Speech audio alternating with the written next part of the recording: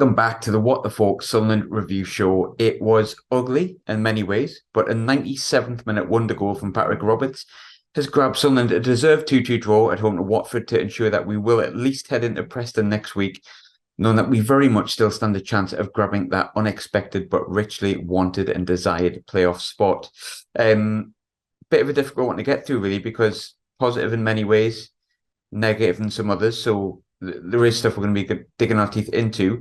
I am live from Lithuania. I actually wasn't at the game today. I'm away on a work trip, and I've been getting fed 75% alcohol, so I can't promise that I'll be completely coherent, but I will certainly try my best. But first and foremost, Dave has joined us. Dave, you okay? Yes, I am, mate. I was totally not on the right page there, and then by the time I loaded it off, we had a blank screen. So that's a bit of editing for you. Enjoy that. Yeah, very good, mate. Elated, deflated, everything in between. Oh, I just wish it hadn't come down to this close. If we're not going to make it, I'd rather we didn't make it by 8 points. But listen, we still got a chance. We've got to be positive, and the character in the team's fantastic. We move on to Preston next week. Yeah, still a chance. I'm choosing to remain positive. And like I say, I've obviously had a relatively decent night myself, but I think that positivity was kind of coming out for me from about 6:45. I'm 2 hours ahead here. So when it comes to positivity, it's not just kind of alcohol induced. I do feel like there's still a chance. And I think I said last week, if we don't make it, it's still been a great season. It'll be disappointing to miss out and be that close, but there's every chance next week. So I'm not going to worry about missing out till we've missed out, if that makes any sense. And then we can pick the bones apart of it. But I do get the feeling that in hindsight, either way, I'm going to feel very positive about Sunderland AFC, which is the first time I've said that in quite a while. But also Brad's joined us. Brad, obviously you were at the game today. How we're talking a few hours afterwards. It feels like hours afterwards, to be honest, but it's not. But how are you feeling, mate? Yeah, I'm not bad, mate. Not really sure how to feel. A bit like Dave, a bit elated and deflated. But it's a last minute winner, keeps us in it. I did say last week 4 points would be enough. I think I still believe that. But I was going to say, as long as it happens the other way around, 3 points today and a point at Preston might be enough. But look, I was deflated more than happy, to be honest. But then I looked at the table and the remaining fixtures. Need Borough to do us a favour. Look, if Borough beat Coventry and we win next week, we're in there, and Borough's at home. So there's still going to be some twists and turns. Yeah, I mean, what a goal it was, and it did give us a big lift. And to be fair, give us another 5 minutes at the end there, we were winning that because we were on. But look, we've got a point. It still keeps us in it. There's a couple of teams who can't make it. We're not one of them. I think it's going to be any 2 from 4, possibly 5, depending on how Blackburn get on tonight away at Luton. But look, we'll just have to see how it goes. But it's been a hell of a season, hasn't it? Yeah, and it's funny. Yeah, I do not even know if you noticed you did that there, but you said last minute winner keeps us in it. I think that's kind of how that goal is in many ways. I think if you'd said a point before the game, we would have been like, but if you're going to get a point out of that game, it kind of maybe has to be won that way. When you haven't played that well, you scored a great goal. It's going to give you a lift heading into obviously next week against Preston. And I think, hey, look, I said a few weeks ago, I don't think we will make it. I still probably stand by that, if I'm honest. But the things we've had thrown at us, the things we've discussed all through this year, is it annoying? Yeah, it totally is. But I think ultimately it's been a great season. And I think take out the fact that Ahmad obviously probably won't be here next year unless we get promoted, which at the minute is far from certain. We've still got a really good team and players to come back and another year's worth of experience and certainly less fear than maybe we would have had coming up last year, because we can see we can more than compete in this division. We're actually one of the better sides in it. Dave, I wanted to throw this one at you. I've seen a lot of people, and like I say, I wasn't at the game today. I've watched the majority highlights, if I'm completely not honest, to give full clarity. But I did see online like a lot of people felt Sunderland bottled it today. I didn't quite understand that. I get where the sentiment come from, but I don't think you can be 2-0 down with 20 minutes to go, getting a draw and bottling it. If anything, it's kind of made me feel a lot more positive about maybe this is going to be our season, and something funny is going to happen next week, if anything. I think that's down to the players' effort and the fact that they never really stopped. But it wasn't a great performance today from what I've seen and what everyone said. But the fact that they got back into it, for me, Dave, shows that they're far from bottled it. Is that a sentiment you'd agree with? We all know what I'm like. I'm normally the one who sits on the fence and listens to both sides of the story, but I genuinely find that quite insulting that we've bottled that today, because we haven't at all. Watford have come with a game plan. It's a boring game plan to pick us off on set pieces. Keenan Davis is a handful. Yeah, bottling it is harsh. Watford were boring/clever. They played on the fact that we don't have someone who runs in behind. Listen, because I love saying listen, I've just realised I've done it and I didn't mean to edit that out for me. Jesus Christ. Sorry, the guy in the shower. I know you're already listening. Yeah, I'm not having that we bottled it. We've got character. There was desire there. Okay, the final ball was missing today.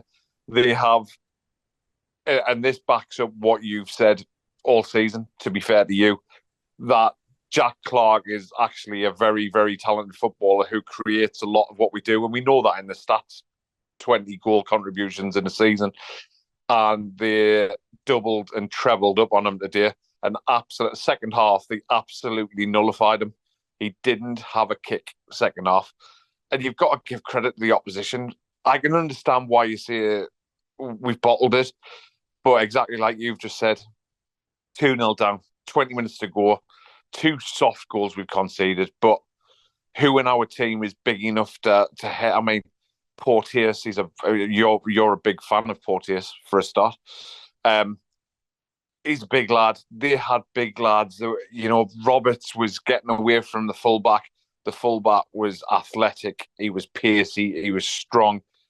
Sometimes you just got to give the opposition a bit of credit. And for as much as we weren't very good and they had a game plan, it just kind of coincided with each other that it ended up not being the free-flowing attacking football that we've had all year.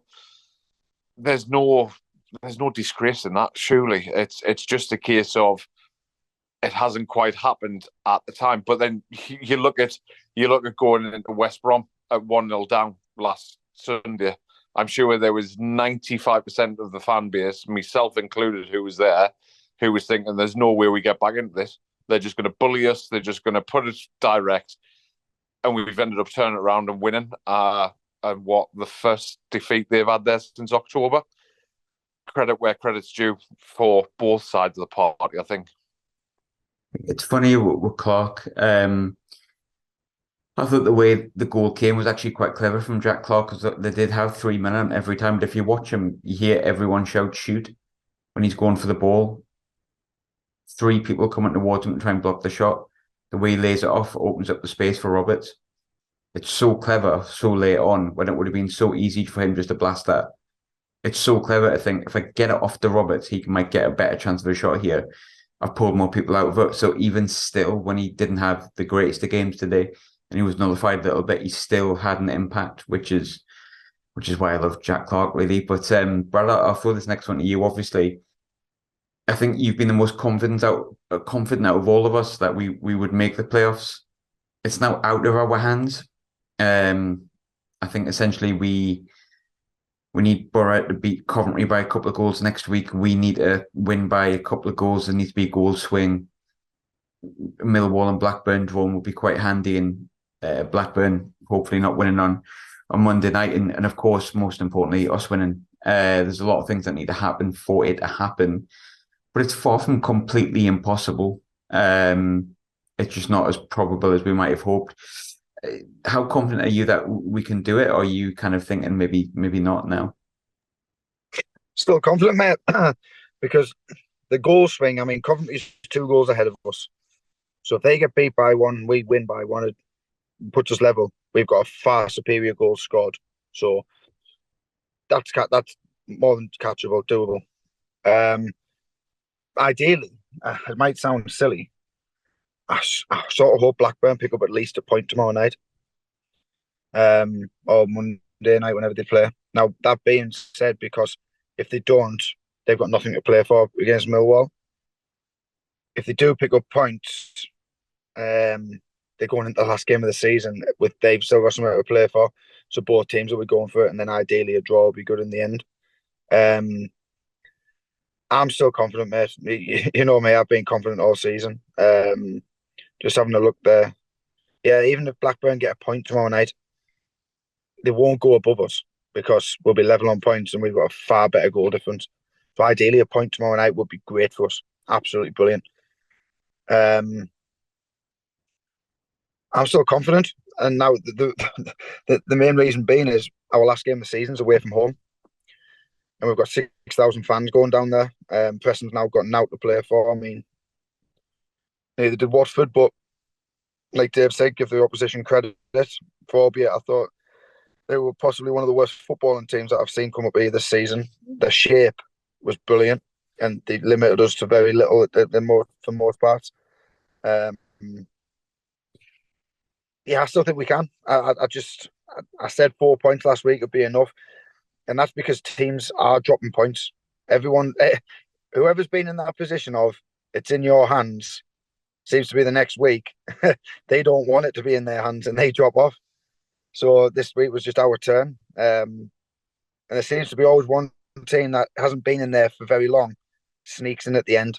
There seems to be that every season, and that can't. Why can't that be us? We're the team that's on the longest unbeaten one at the minute out of all the teams in around us. So go to Preston next week, get a win, take care of what we need to do. Look, if we go there next week and then the other teams go and win, you can hold your hands up and say, look, it is what it is. But if we go there next week, don't pick up a win, and then the other teams drop points, it's sort of like I don't know how I'd feel. I don't even want to think about that really. But no, I think we'll do it. I really do. And that's because the team has given me that belief and that confidence that they can get the job done. And all the other teams dropping points has given me the belief that they're going to do it. they'll do it again. And I'm sure their fans are saying the same about us dropping points against Huddersfield, Hull today. I'm sure we're cropping up in the same type of conversations that we're having now. But there's just something special about this team that I believe will get us into the playoffs. You know what? I feel similar, and I might be wrong, and I could quite easily be wrong. I've said for a while I don't think we will. I think I said about 10 minutes ago we wouldn't, but I feel more confident than I probably ever have that we might. And I think that's down to the fact that, well, even today, the second goal goes in, you go, oh, wait, oh, wait. And there's still something there holding us in. The whole time there's been something holding us in. And I'm not really one for believing there's a reason for it, but I'm kind of thinking, why do we keep hanging about almost like a bad smell in the playoffs where I think people think we shouldn't be or wouldn't expect to be because of the injuries that we've had. So, but I'm just delighted we're going into the last game of the season with something to play for. I'll be down Preston next week, next Monday. And it'd be nice to have something to really go for. And, again, like we've said, I think the pressure's off us, has been all season. It's not like League One where us going up's life or death. It's pressure's off us. If we don't, it'd be disappointing at this point because of how close we've got. But at the end of the day, like, pressure's not really on us. If we don't go up, we're still going to be okay in the summer. We're still going to feel all right. Like, it'll be fine. What I will say is next week when we go to Preston, ideally, in an ideal world, because everyone's going to be glued to their phones and radios and keep an eye on the score. If we get an early goal and make the other teams panic, I know people might think Borough will take the foot off the gas because they're not going to finish third. But they class us as their big day out, their big derby. Surely Borough want to beat Coventry for us to get in the playoffs and have that dream of Sunderland, Middlesbrough at Wembley. So I have every confidence Borough will get it done. If we get an early goal and the word gets around Sunderland are leading, That's going to make other teams have to come out, make mistakes, leave themselves open. But again, they'll be saying the same about us. If they get an early goal, it'll be us that have to do it. So, yeah, I just think an early goal next week will be massive. I think the team in the playoff race who gets the first goal next week, will probably be the one to get in there. And the sort of thought process with Borough is that there's every chance they could be playing Coventry in the playoff semis home and away. So they're not really going to be playing against Coventry and letting Coventry win a game. They'll want to set the marker down. They'll want to make sure that they're lining up against them correctly, getting as much information as they can about what Coventry are like in case they play them, either in the final or most likely as it is at the moment, the semi-final. And I also don't think there'll be many teams actually wanting to play Coventry, if I'm honest with you, in the semis, because of Gyökeres and because they're on a decent run of form. I think they would prefer to try and fight for third as best they can. Obviously, they've got a game, I think it's against Rotherham. They've got during the week, whereas Luton obviously have Blackburn. So is a chance it can still get into third, because it's a tough game for Luton because Blackburn still have something to play for, whereas Rotherham obviously are down the bottom, still fighting for stuff, I think. But they'll want to win to kind of try to get third and play whoever's in sixth, or ultimately, even if that's not the case and they come up against Coventry, they'll not want to get beat heading into like back-to-back games against the same team. But there's a lot of work to do for Sunderland. There's a heck of a lot.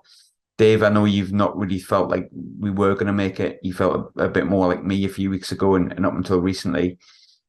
Going into the last game, obviously it's not in our hands, but how are you viewing it? Similar to Brad, similar to me, or do you have your own take? Yeah, I haven't believed that we'll do it all season. Listen, I wish I'd stop saying that freaking word. It's before the season, I'd set out my stall. I didn't expect the flirt to be this much of a romance, let alone a flirt. And that's the bit that's killing me. But the Sunderland part of my brain tells me that we're going to miss out, and we're going to miss out very short, which is brutal. But I'm gonna put it out there. I'm gonna be absolutely crazy, right? If we sneak into it, we're getting promoted, and I can't believe I've just said that. But you find me any of those teams, Borough aren't going to want to play us because they beat us first game, and had we have had a centre forward not pulled out before the match, I'd have fancied us to win that game. Second time round, we played them off the park. And the one thing that any team in this playoffs, and everyone will fancy their own chances, we all know it's a lottery and all the other cliches that you can go with it. But there isn't a single team that will fancy playing us over two legs because we just don't lie down. And I think what Brad's saying is exactly right. It's a special group. And the core of it, I just read a tweet before we came on. Someone has said that, listen, this core group of players is special. And with a couple of additions, we'll be flying next year. And I can't disagree with that. I can't disagree with that at all. One thing that really, really showed the character within, there was a couple of the lads crouched down after the game today and kind of as if to say, we've fucked this up. We've messed up here. And Lyndon Gooch got round them and he was in their faces and he was throwing his fists about. He's like, get up. What are you doing? It's not over. It's not over. And I think that pretty much epitomizes what this group of players is about. They are not going to lie down. Today was 2-0 down. You know, at what point do you say this team will lie down? Maybe if Preston go 3-0 up. Do I think that's going to happen? Jesus, don't play this back. But no, I don't think Preston are going to go 3 up. So that means that we're in with a chance all the way along. I really, to come this close, I really hope that we do it. But something has told me all year and especially the last couple of weeks that will fall short. But that's 8 games unbeaten now, I think, today. We're playing ourselves into a bit of form. We've definitely got the never say die attitude. We've definitely got quality. I wish we had a fucking centre forward. I wish we had Ross Stewart. I haven't said it for a couple of weeks because everything's been going all right, but I miss Roscoe. And if we'd have had Roscoe, who knows what would have been? And we said that a couple of months ago. I hope it's not going to be a season of what could have been. Fingers crossed. Yeah, me too. I think today was maybe a game we haven't noticed it for a few weeks, but I felt like today was a game where we noticed Ross was missing again, which testament to the lads. We haven't noticed that for a while, but it would have been nice to have something to hit today. But I don't want to be too critical of them because ultimately they've given us a chance. We know it wasn't a perfect performance today, and we normally like to pick the bones apart of it. But I think at this point in the season, there's not much you can do. Just plow on to next week and do our job, and then just hope other teams don't do theirs. One thing I would say is I think they certainly deserve to be in the playoffs and have a crack at it. The stuff they've come up against and what they've produced, even when they're not playing very well, like today. And like I say, they're 2-0 down 20 minutes ago. They've not played well. They've not done enough to win the game. They've still managed to get enough out of the game to give us a fighting chance next week. And I think that's a testament to their attitude. I've honestly got nothing bad to say about them. I know there's been times this season when we've probably gone in quite hard on them. Stoke at home, Cardiff, and look, the home form's probably not been good enough. That's something we could look at, but ultimately, I'm scratching for negative points. It's been a good season, and it's left me with so much positivity to the point where, like last season, the positivity towards the end of last season, which was massively high, feels like a decade ago because this feels like a different team, a different feeling, and it feels finally like Sunderland are not that far away from being back where I think we belong. But at the same time, I'm patient enough for it to happen at the perfect time, be it this season, next season, whatever it may be.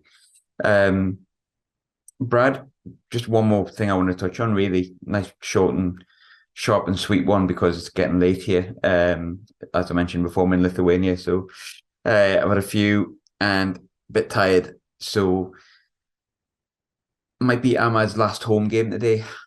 I hope it's not. A, because I want to see something in the playoffs. B, because I just would like to see Ahmad again at the Stadium of Light. But I feel like there's a million loan players that we could pinpoint and say how much we love them. Yanam Villa, Marcus Alonso, Danny Rose going further back, Danny Welbeck even further back. But for me, Ahmad's right up there. He's going to be some player, and we know he's going to be above this level.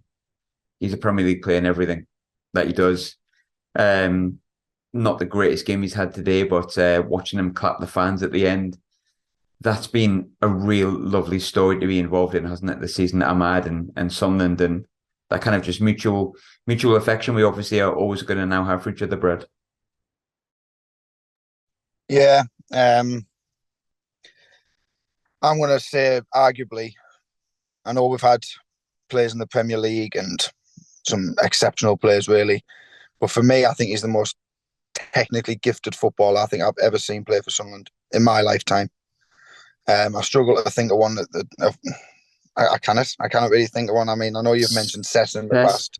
Sess Malbron can be an argument for him, technicality. Yeah, potentially, but just for pure joy of watching him, he's just phenomenal.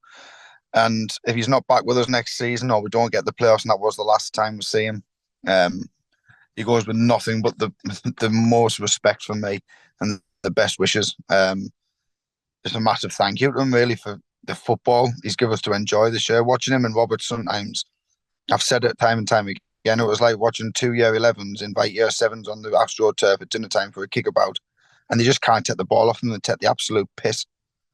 Because, yeah, I think the lads have loved having him around. You speak to, or you listen to a few of their interviews and things, and they just say, if it going gets tough, they just give it to Patrick or give it to Ahmad and just watch them do their dazzling stuff. And it's amazing. It's just been an incredible story for him, really, coming to us when last season at Rangers it didn't really work. He came to us, wasn't really the signing where everyone was standing up and thinking, "Oh, that's a big one." It's sort of just like, yeah, he cost Man United a lot of money, but still a bit of an unknown. But what a fucking player he is! What a player! Sorry for the swearing, but there's just I can't be more positive and complimentary about him. I think he's out the whole season. I think he's played nearly every game since he came in, and he's dipped once or twice, 3 times at the most, I would say. And even if he's having a poor game or out like that, he has just moments of magic. And it was, yeah, at the end it was like lump in your throat moment. Fans singing his name, Dennis Serkin singing along, giving him a tap on the head and just letting him enjoy it with the fans. He's always going to have that love for the fans, and the fans are always going to have a love for him. And yeah, it will go on to big things, massive things. Yeah, I think so too. I think you really will. I think you're going to loads of stuff. And I tell you what I've liked most about Ahmad this season, his skill and his technical abilities. Like, yeah, I put him right up there. I'd want to see him in the top flight do it for us before I say he's the best, but he's definitely up there. He's just so good. Like he does take the mix sometimes out of players, and it's funny because we've not really had players like that, especially not at this level. But one thing I've loved about Ahmad, and you go back to the West Brom game last week, when the team were blocking all those shots, 6, 7 shots in a row and chucking bodies on the line, he blocked 2 of them. And he's been like that all season. He's tracked back. He's tried his best. He's only a slight lad. He's not built with loads of like strength. He's built with ability and speed and fast feet. But he'll do everything he can to defend stuff. He'll try and block stuff. He'll try and get in the way of things. He'll try and tackle.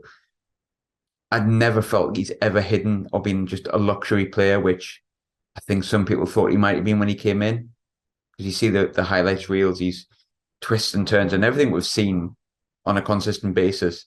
But the thing I've liked most about him is the fact he's pulled his socks up and he's mucked in. He's really mucked in this season defensively as well. He's tracked back. He's tried his very, very best to do all duties and every job that he's meant to be doing. And he's probably been one of my favourite players that we've ever had. And I will be really sad not to see him in a red and white shirt. But I ultimately know that the level of player that he is, if we don't get promoted, he's a Premier League player. I don't think we're going to get promoted, unfortunately, or it's not 100% likely. So it might be the last time we do see Ahmad in a red and white shirt, but he's left with some tremendous memories. And if he does go back to Man United and he doesn't play as often as he deserves to, then there's always a home here for him, I think. Dave, I'll leave you a final word, I think, and stick with Ahmad. Just going to be positive about this one today, I think. I don't know if you can add anything more than what me and Brad already have, but Ahmad, possibly his last home game, he's been phenomenal, hasn't he? Yeah, classy. Only word to describe him. Classy. On the pitch, off the pitch, all the time in the world for him. And I'd like to think that it shows a lot of younger players who may be as capable as he is, that Sunderland is a good place now to come and learn your trade. Of course, we'd rather not be falling in love with loan players, and especially players who are too big for us, essentially. But if they are going to come to us for a season, if they are going to come to us for 2 years and have an affinity with the club and the fans, then so be it. Go back to League One and some of the players that we've had, and no disrespect to them, they've been at their level, but having guys like Ahmad just proves exactly how big this football club is and how proud we should be of our football club. And to be fair, the team, the management, the hierarchy have given us something over the last 18 months to hold on to, and they've given us something back. And I think the fans are giving them something back as well. So all round, just a brilliant season. One more push, dare to dream, believe, all the cliches. Ahmad, let's hope he's got, 4 more games left in the Sunderland shirt. That'd be lovely. What a little crescendo for him. but let's see what happens. Yeah. Best way to leave it, I think. Hopefully we've got a few more than just the one show next week. But Brad, Dave, thanks for joining me at this late hour. Hope everyone hasn't minded us being positive, but that's just how I feel. Moonshine does that, so it seems. But thanks so much, Dave, Brad. Enjoy your night, mate.